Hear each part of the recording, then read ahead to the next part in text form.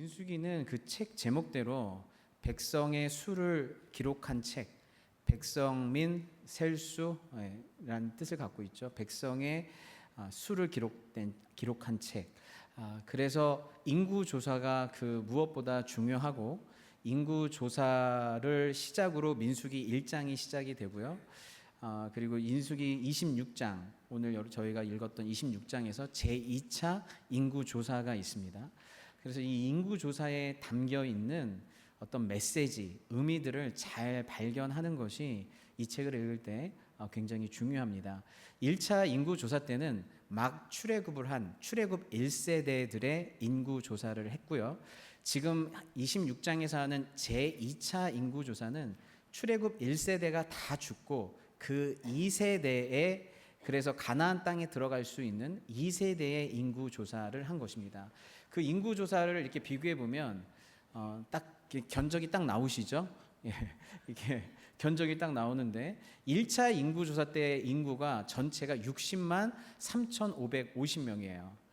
이스라엘 12지파의 지금 인구 조사인데 60만 3,550명이고 2차 인구 조사가 60만 1,730명인데 보시다시피 1차 인구 조사와 2차 인구 조사가 거의 차이가 없다는 것을 볼 수가 있습니다. 두 인구 조사가 한 1,820명 정도가 차이가 나는데 이것은 0.3%의 차이로 거의 동일하다고 보시면 될 것 같아요. 99.7%가 동일해요. 그런데 이 인구 조사를 보면 우리는 굉장히 조금 놀랄 수가 있어요. 왜냐하면 아브라함의 자손들이 민족이 된 거예요. 한 가문이 민족이 됐고 국가가 돼버린 거거든요. 근데 이게 굉장히, 그런데 하나님이 약속하신 그 약속 아래서 한 가족이 말이 좀 이상한데 지금 백성이 되는 그런 일들이 있습니다. 그래서 저희가 하나님의 약속을 떠올리게 되는데 창세기 15장 4절 5절이죠. 여호와의 말씀이 그에게 임하여 이르시되 그 사람이 내 상속자가 아니라 내 몸에서 날 자가 내 상속자가 되리라 하시고 그를 이끌고 밖으로 나가 이르시되 하늘을 우러러 무뼈를 셀 수 있나 보라. 또 그에게 이르시되 내 자손이 이와 같으리라. 셀 수 없는 벌처럼 내 자손들이 이렇게 나라가 되고 국가가 될 것이다 라고 하는 하나님의 약속이 이루어진 거예요. 그런데 저희가 놀라는 이유는 이 약속이 이루어질 만한 환경과 토대에서 이루어진 게 아니라는 거예요. 1차 인구조사의 60만이라고 하는 장정만 60만이기 때문에 그 어린이, 노인, 여성 다 합치면 200만에서 250만의 인구로 보거든요. 최소 200만인 거죠. 200만의 인구가 형성이 된 거예요. 근데 이게 왜 어려운 거냐면 애굽 땅에서 200만이 된 거예요. 그래서 그 애굽의 파라오가 그 낳는 아이들마다 죽이려고 그랬었죠. 그 압제와 그 핍박 속에서 200만의 백성을 이루었어요. 그리고 또 한 가지 놀라운 건 이들을 데리고 광야로 데려갔는데 광야에서 3주면 도착할 수 있는 가나안 땅을 40년을 돌아요. 그런데 40년을 돌았는데 이분들이 그대로 200만 그대로 60만 그대로 백성들이 유지가 된 거예요. 그래서 저희 이 모든 것들을 볼 때 어떻게 이것이 가능했을까? 하나님께서 주시는 약속은 그 약속이 전혀 이루어질 수 있는 가능성이, 조건이나 환경이 전혀 없는 상황 속에서도 하나님은 하나님의 약속을 반드시 이루시는구나. 이걸 상황과 역사를 통해서 보여주시는 거예요. 애굽 족속 가운데 있으면서도, 그 거대 제국 안에 있으면서도 60만이 되었고 광야에 있으면서도 200만의 인구가 유지가 되었다는 것. 그래서 우리에겐 뭐가 항상 필요하냐면 믿음이 필요해요. 왜냐하면 우리 눈에 볼 때는 하나님의 약속이 이루어질 수 있는 어떠한 조건이 없었거든요. 그런데 그 약속이 이루어진 거예요. 봐라, 이들도 하나님의 약속대로 무별과 같은 백성이 됐지 않니? 여러분, 광야는 특별히 어떤 위험이 있냐면 외부적인 위험에 노출되어 있는데 성벽을 하나 세울 수도 없고요. 언제든지 외적이 침입할 수 있고요. 날씨가 너무 춥기도 하고 덥기도 하고요. 예. 그래서 이 외적인 위험, 그렇다고 해서 가축들까지 끌고 다니는 가운데 가축들도 다 살아서 가축들로 제사를 다 지냈어요. 이게 참 놀라운 일이죠. 외부적인 위협에 항상 노출되어 있었음에도 불구하고요. 이 이스라엘 백성은 내적인 위험도 굉장히 높았어요. 왜냐하면 아시다시피 이스라엘 지파는 백성은 12지파의 연합체거든요. 12지파의 연합인데 아버지는 한 분이고 어머니가 4명이에요. 예. 4명의 어머니가 4명이에요. 그래서 뭐 레아, 그다음에 라헬, 빌하, 실바. 그래서 4명의 어머니에 따라서 지파들끼리 뭉쳐서 언제든지 싸움이 일어날 수 있어요.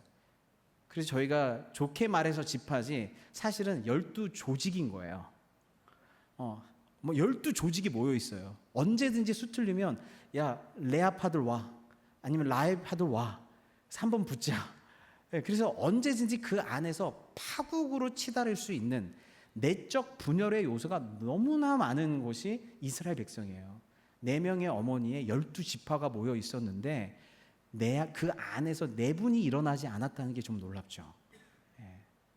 세 번째로는 이스라엘 지파가 성전 중심의, 성막 중심의 영적 공동체였기 때문에 언제든지 하나님 중심성, 그다음에 그 하나님 중심의 그 영성을 공격할 수 있는 위기들이 항상 있었어요. 그래서 거짓 선지자들의 위기, 발람이 이렇게 저주하는 위기들이 있었죠.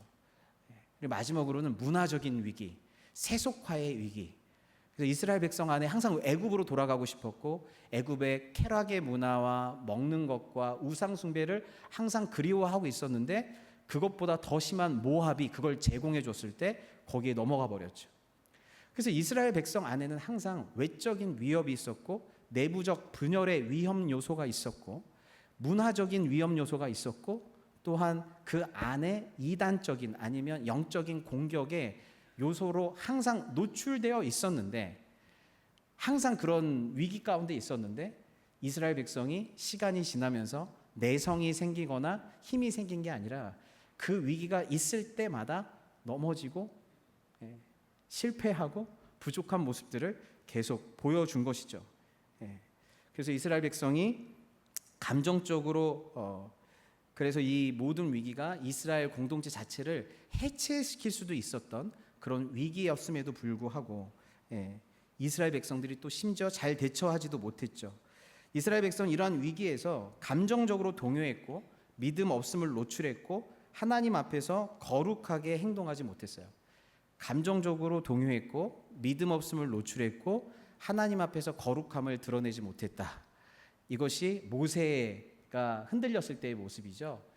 그래서 실제로 그 위험이 있을 때 하나님을 원망했고 또 위험이 있을 때 하나님을 신뢰하지 못했고 그리고 거룩하게 행동하지 못한 일들이 계속 있었습니다. 그래서 내적으로도 계속 반역 사건들이 일어나서 고라 반역 사건으로 14,700명이 죽었고 영적 공격과 문화적 공격에 있어서도 세상을 갈망하는 가운데 금송아지를 섬겨서 3,000명이 죽었고 애굽과 닮아 있는 모압의 우상 숭배와 음행의 문화, 모압의 음식에 빠져서 우상 쾌락 번영의 문화에 빠져서 24,000명이 죽었어요. 그런데 어떻게 200만 명이 그대로 남아 있을까요? 어떻게 장정이 60만 명이 그대로 남아 있을까? 이걸 어떻게 설명할 수 있지? 모든 위험 요인에 우리가 제대로 대처하지도 못했는데 우리는 어떻게 200만 명이 남아져 있을까? 그 모든 요인의 원인을 그 어떤 곳에서도 찾을 수가 없는 거예요. 모세의 지도력에서 찾을 수도 없고 백성들의 어떤 성숙한 시민 의식에서도 찾을 수가 없고 시스템에서도 찾을 수가 없는 거예요. 광야 한복판에서 40년 동안 우리의 실패가 적나라하게 드러났기 때문에 그래요. 그래서 신명기는 이렇게 얘기해요. 그래, 이건 우리가 뭐 누구의 얘기도 할 수 없이 하나님이 하셨다라고밖에 할 수 없어 라고 신명기가 해석을 해주는 거예요. 내 하나님 여호와께서 내가 하는 모든 일에 내게 복을 주시고 내가 이 큰 광야에 두루 다님을 알고 내 하나님 여호와께서 이 40년 동안을 너와 함께 하셨으므로 내게 부족함이 없었느니라. 하나님이 복을 주셔서 가능했다라고 얘기를 하는 거죠. 신명기 32장 10절에서는 여호와께서 그를 황무지에서 짐승이 부르짖는 광야에서 어떻게 했대요? 만나시고. 예, 여러분이 혹시라도 내가 광야에 있다라고 생각하신다면 광야에서 주님이 만나 주실 줄 믿습니다. 만나시고 호위하시며 보호하시며 자기의 눈동자 같이 지키셨도다. 마치 독수리가 자기의 보금자리를 어지럽게 하며 자기의 새끼 위에 너풀거리며 그의 날개를 펴서 새끼를 받으며 그의 날개 위에 그것을 엎는 것 같이, 새끼가 뭣도 모르고 계속 낭떠러지에 떨어졌는데 떨어져서 언제든지 죽을 수밖에 없는 위기가 있었는데 그때마다 독수리가 날개를 펴서 자기 새끼를 받아떼는 거예요. 여호와께서 홀로 그를 인도하셨고 그와 함께한 다른 신이 없었도다. 인도는 주님이 하시고 공급은 다른 신이 한 게 아니라 인도도 공급도 보호도 다 누가 하신 거예요? 주님이 하신 거예요. 주님이 하신 거예요. 예.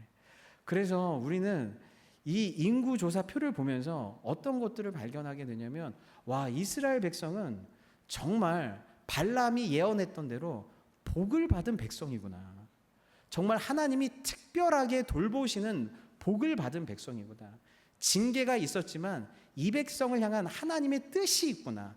그래서 2차 인구조사는 전쟁을 위한 인구조사기도 하지만 사람들의 수를 계산해서 사람의 수에 맞게 가나안 땅을 분배해 주기 위해서 인구조사를 한 거예요.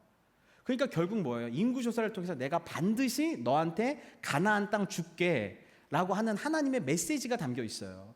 그 뜻은 뭐냐면 너희가 바로 직전에도 나를 반역해서 2만 4천 명이나 죽었지만 그럼에도 불구하고 나는 후회하지 않고 너희를 향한 나의 거룩한 뜻을 이루겠다 라고 하는 하나님의 의지가 반영되고 있는 거예요.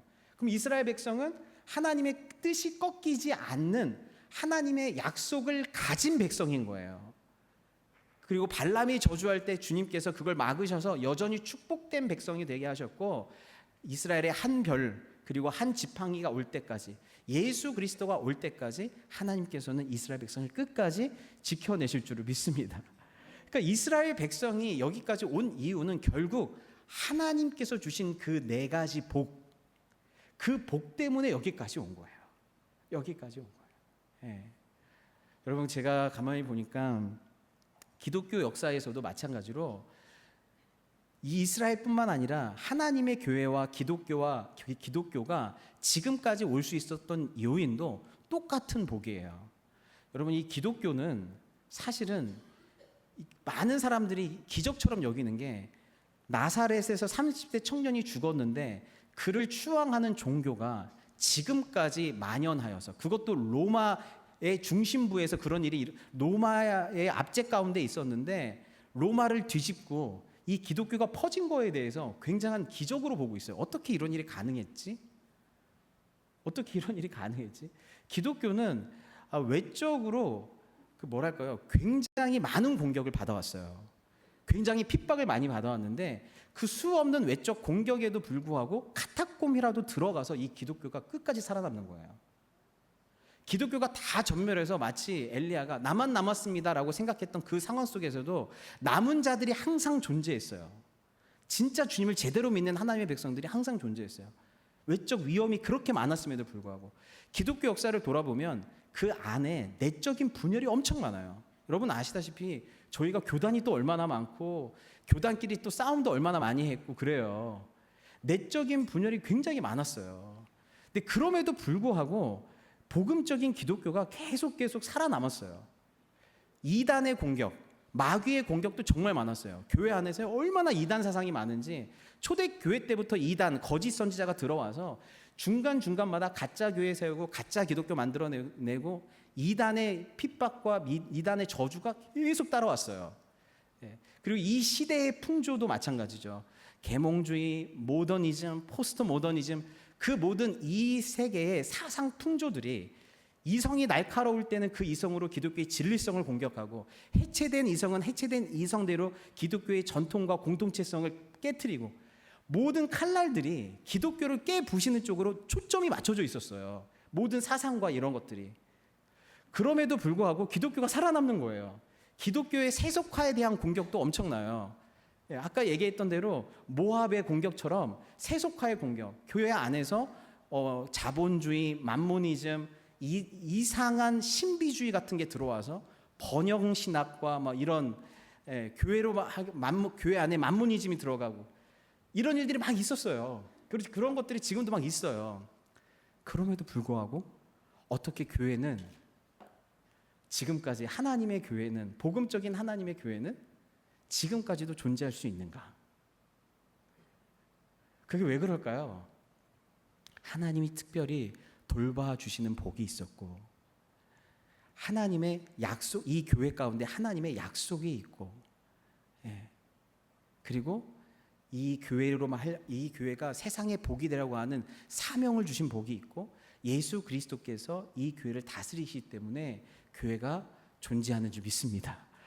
앞으로도 요한계시록의 말처럼 가짜 교회들이 굉장히 많아질 거고 제대로 믿는 사람들이 줄어들 거고 계속적인 핍박이 있을 거예요. 하지만 진짜 하나님의 백성들은 계속 명맥을 유지하고 절대 망하지 않을 거예요. 왜냐하면 우리의 어떠함 때문이 아니라 하나님이 주신 이 네 가지 복 때문에 그래요. 네 가지 복 때문에. 이 거대한 얘기 안 하고 우리 자신의 신앙생활만 돌아봐도 달라요. 여러분이 예수님 믿는 것보다 더 어려운 게 뭐냐면요, 지금까지 예수님 믿는 게 더 어려운 거예요. 예수님 믿는 것보다 이 믿음을 지키는 게 더 어려워요. 왜냐하면 여러분 예수님 믿고 나서 외부적인 핍박들이 분명히 있었을 거예요. 나는 예수 믿었는데 시어머님이 아니면 시부모님이 예수님을 안 믿었거나, 나는 예수를 믿고 있는데 직장 상사가 예수님을 안 믿거나, 나는 예수를 믿는 것 때문에 손해를 봐야 되거나 참아줘야 되거나, 예수를 믿는 것 때문에 무조건 용서해야 되거나, 이런 모든 것들이 뭐예요? 외부적인 핍박들이에요. 내부적으로도 마찬가지예요. 예수 믿고 외부적으로 핍박이 있지만 우리끼리 막 너무 좋고 행복하면 좋겠지만 우리끼리 교회 생활하면서 어떨 때는 못 볼 것도 보고 다툼도 보고 시기도 보고 우리 안에서 투닥거리는 것도 보고 이상한 목사님도 보고 또 미성숙한 성도들도 보고 그런 거 다 봤단 말이에요. 나 교회 안 다녀. 이럴 거면 왜 가? 이런 경험들이 다 있단 말이에요. 교회에서 더 많이 상처받았어요. 이런 경험들도 다 있었어요. 근데 여러분이 지금 여기 앉아 있잖아요. 너무 놀라운 일이에요. 교회 안에서 이단적인 사상, 이단 사상들이 얼마나 많이 침투하는지 몰라요. 교회 안에서도 세상과 타협하면서 살아라라고 하는 그런 세속주의가 계속 교회 안에도 있어요. 그럼에도 불구하고 저와 여러분들이 이 신앙을 지키고 있는 이 이유는 어떤 거죠? 하나님께서 베푸신 복 때문에 그래요. 하나님께서 여러분을 특별히 돌봐주시고 여러분의 믿음을 붙들어 주시고 여러분을 향한 신실한 약속을 이루어 주시고 여러분에게 사명을 주시고 예수 그리스도께서 여러분의 왕으로 그럼에도 불구하고 통치하고 계셨기 때문에 저와 여러분이 이렇게 있는 줄을 믿습니다. 그래서 언젠가 이렇게 인구 조사한 것처럼 객관적 데이터로 내가 알게 또 모르게 하나님이 우리에게 얼마나 큰 은혜를 베푸셨는지 이렇게 데이터로 보는 날이 있을 것 같아요. 내가 얼마나 많이 하나님을 불신했는지, 내가 알게도 모르게 어떻게 하나님이 나를 도우셨는지 인구조사처럼 추상적인 말이 아니라 객관적 데이터로 볼 날이 올 것 같아요. 오늘 인구조사에서 한 가지를 우리가 더 유념히 봐야 되는데, 인구조사가 그대로 유지되는데 급격하게 줄어든 그가 있어요. 그 변화율이 마이너스 167인가요? 107인가요? 이 마이너스. 보시면 시므온 지파가 인구 변화가 원래 59,300명이었는데 22,200명으로 줄어들어요. 르우벤 지파도 마찬가지고요. 특별히 37,100명이 줄어들어요. 이유가 왜 그러냐면 그 전에 있었던 바알 부올의 사건, 모압 여인들과 음행하고 우상 숭배했던 사건으로 24,000명이 죽는데 그때 시므온 지파가 가장 많이 죽었을 거라고 추정해요. 왜냐하면 이런 음행을 주도적으로 했던 시물이라고 하는 사람이 시므온 지파에 속했기 때문에 하나님이 심판을 하는 가운데에서도 아모르 여인을 데리고 자기 장막으로 들어가는 바람에 비느하스에 의해서 죽임을 당하거든요. 아무튼 이 우상 숭배로 인해서 시므온 지파가 가장 많이 급격하게 줄어들어요. 그리고 르우벤 지파도 2,770명이 줄어드는데 다른 건 몰라도 르우벤 지파와 시몬 지파만은 범죄로 말미암아 줄어들었다고 하는 것이 학자들의 의견이에요. 르우벤 지파는 어떤 범죄를 저질렀죠? 고라 반역 사건의 주동자 역할을 했어요. 오늘 말씀해 보시면 이는 르우벤 종족들이라 계수된 자가 43,730명이었더라. 발루의 아들은 엘리압이요, 엘리압의 아들은 느무엘과 다단과 아비람. 다단 아비람 기억나시죠? 예, 고라 다단 아비람, 이 세 명이 주동자였죠.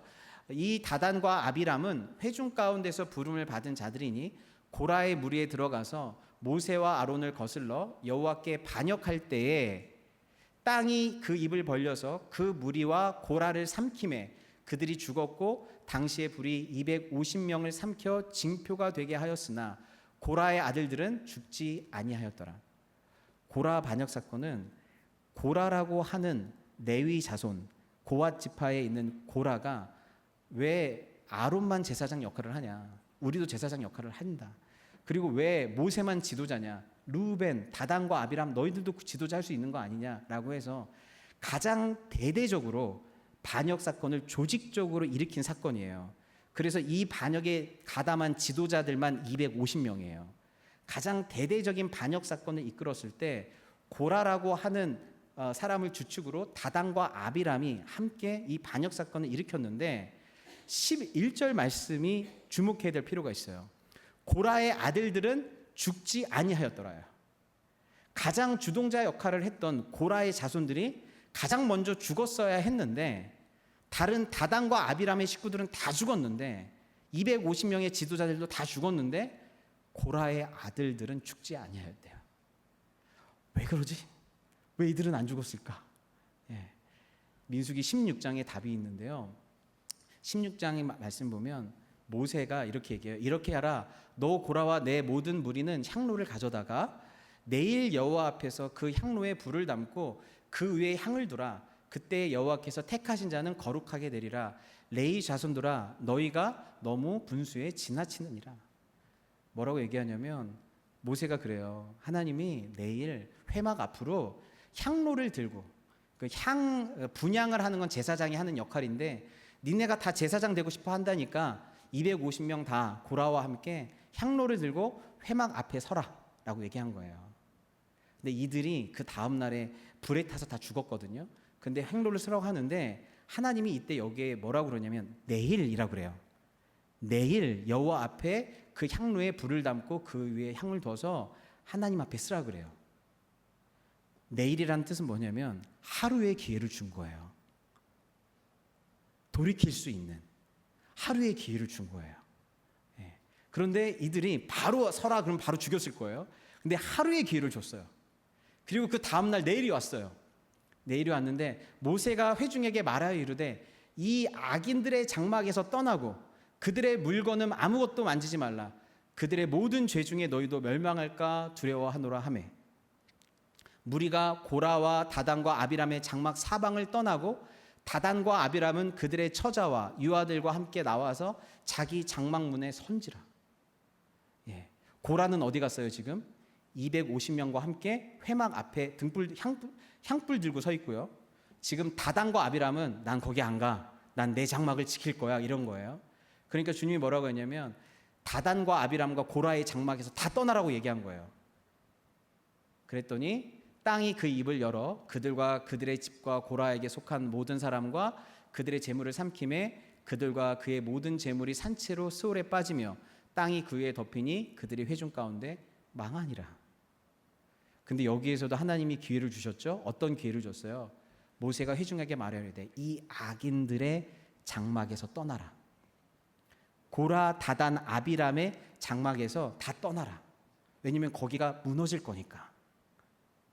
거기가 무너질 거니까 떠나라고 그랬어요. 근데 이때 누가 지금 떠난 거예요?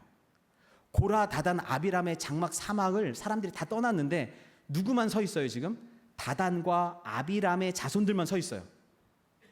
그렇다고 하면 고라의 자손들은 지금 서 있는 거예요? 떠난 거예요? 떠난 거예요. 그래서 여기 보시면 고라에게 속한 모든 사람들이 다 땅에 삼키움을 당했는데 고라에게 그 순간에 그의 자손들이, 그의 아들들이 고라에게서 떠나서 고라에게 속하지 않은 거예요. 두 번의 기회가 있었어요. 내일이라고 하는 첫 번째 기회가 있었고, 지금 당장 떠나라고 하는 급속한 두 번째 떠나라고 하는 외침이 있었어요. 그때 고라의 아들들은 죽지 아니하니라. 무슨 뜻이에요? 고라의 아들들이 장막을 떠난 거예요. 아버지의 뒤를 떠난 거예요.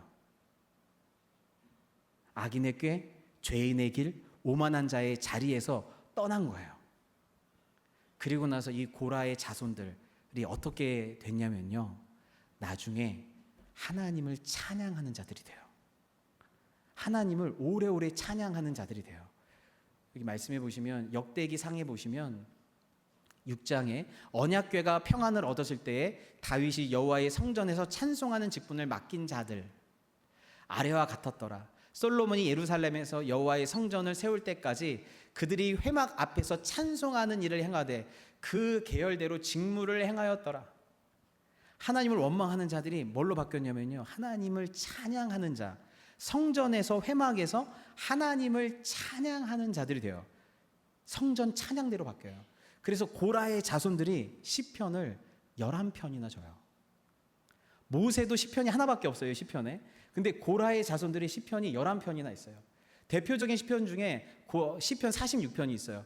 고라 자손의 시, 인도자를 따라 알리못에 맞춘 노래, 고라 자손의 시다. 하나님은 우리의 피난처시요 힘이시니 환난 중에 만날 큰 도움이시라.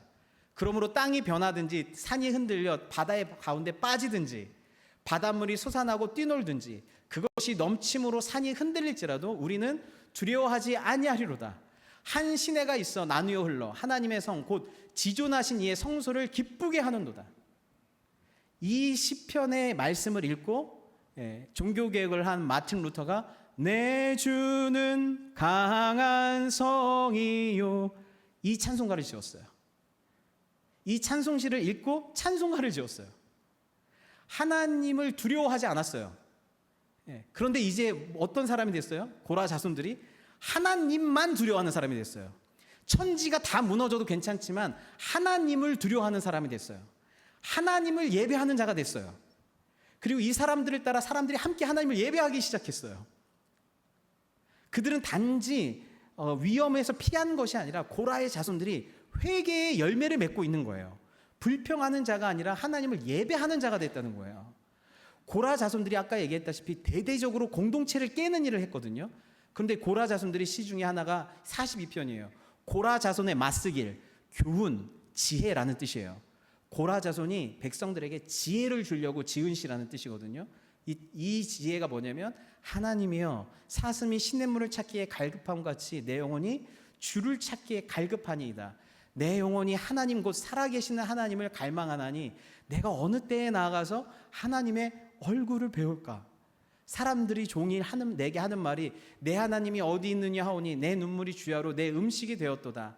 내 영혼아 어찌하여 낙심하며 어찌하여 내 속에서 불안해하는가? 너는 하나님께 소망을 두라. 그가 나타나 도우심으로 말미암아 내가 여전히 찬송하리로다. 이 교훈의 시, 깨달음의 시를 함께 노래하면서 백성들로 하여금 사람들이 니네가 믿는 하나님 어디 있냐? 니네 환경과 상황을 봐라. 정말 하나님의 약속은 이루어지고 있는 거냐? 니네 여전히 아프고 여전히 가난하고 여전히 힘들지 않냐? 라고 이렇게 얘기할 때 지금 고라의 자손들이 얘기하는 거예요. 내 영혼아 어찌하여 낙심하는가? 사람들이 하는 말이 하나님이 어디 있느냐 할 때 너는 끝까지 하나님께 소망을 두라. 하나님께서 나타나서 반드시 너를 도우실 것이다. 아멘. 그러므로 말미암아 공동체가 믿음에서 흩어지는 공동체가 아니라 믿음으로 다시 하나님을 바라보는 공동체가 되는 일에 고라 자손들, 반역의 백성들을 하나님이 변화시키셔서 그들을 통해서 백성들을 하나 되게 하시는 거예요. 이게 너무 놀라운 일이죠. 아까 얘기했다시피 고라 자손들이 반역했던 가장 큰 이유는 교만해서였어요. 나는 이 일에 만족하지 못한다. 나는 제사장 정도는 올라가야 된다. 아론만큼은 올라가야 된다는 그 교만과 욕심 때문이었는데, 고라 자손의 84편의 시에서 보면 고라 자손의 시인데, 주의 궁정에서의 한 날이 다른 곳에서의 첫날보다 나은즉 악인의 장막에 사는 것보다 내 하나님의 성전 문지기로 있는 것이 좋사오니. 이 뭐라고 얘기하고 있죠? 자기는 성전 꼭대기에 올라가야 되는 사람이었어요. 그런데 지금 뭐라고 얘기해요? 나는 성전 문지기로만 있어도 좋습니다. 주님이 가까이 하시기 때문에 저는 성전 문지기로만 있으면 좋겠습니다. 악인의 장막, 고라의 장막에서 하나님을 반역하면 죽어요. 그래서 저는 악인의 장막에 사느니, 교만한 사람의 장막에 사느니 내 하나님의 성전 문지기로 있겠습니다. 그래서 고라 자손들이 갖고 있는 역할이 두 개, 찬양대와 성전 문지기예요. 성전 문지기와 찬양대예요. 주님이 가장 작은 낮은 자리에서 나와 함께함을 즐거워하는 자, 가장 작은 직분을 주었음에도 불구하고 감사함으로 제가 하나님과 함께 사는 게 얼마나 행복해요. 예수 믿는 하나님 믿는 게 얼마나 행복한 건데요. 이거라도 너무너무 감사하죠 라고 성전 문지기에 감사하는 자들을 하나님을 가장 영화롭게 하는 찬양대에 세우시는 거예요. 가장 겸손한 자들을 가장 영화롭게 하시는 거예요. 아멘, 아멘, 아멘. 네. 여러분 이게 지금 너무 놀라운 거예요. 고라 자손들은요, 그 위험한 자리를 떠난 거가 아니라요, 지금 뭐 한 거예요? 회개의 열매를 맺은 거예요. 불평하는 자가 찬양하는 자가 됐고, 공동체를 깨뜨리는 자가 하나가 되게 하는 자가 됐고, 교만한 자가 가장 겸손한 자가 됐어요. 가장 겸손한 자가 됐어요. 그래서 이런 회개의 열매, 여러분 저희가 이 인구 조사표를 보면서 4가지 축복을 확인했죠.